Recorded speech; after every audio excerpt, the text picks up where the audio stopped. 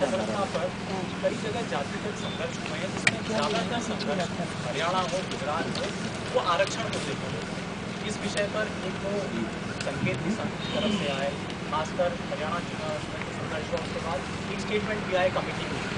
इस विषय पर क्या संघ चाहता है कि सरकार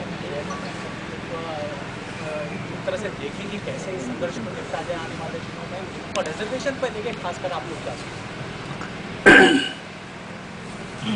एक वास्तव में हम सबके लिए ही एक बड़ा सोचने का विषय है।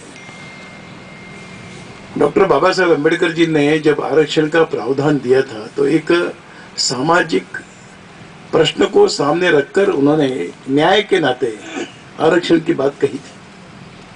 तो अनुसूचित जाति, अनुसूचित जनजाति के बंधु कई कारणों से पिछड़ गए थे, उनके लिए आरक्षण की बात थी, वो न्यायोचित है, उसको हम तो न्याय उचित मानते हैं। और देश का एक बहुत बड़ा हिस्सा, बहुत बड़ा समाज का वर्ग इस आरक्षण की व्यवस्था से लाभान्वित हुआ है। आज हम देखेंगे तो अनुसूचित जाति के, इसको हम दलित कहते हैं, हरिजन कहते हैं, वहाँ के युवकों का शिक्षा का स्तर काफी बड़ा है।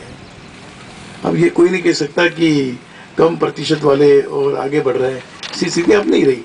प्रारंभिक अवस्था में रही होगी, आज ऐसी स्थिति नहीं है।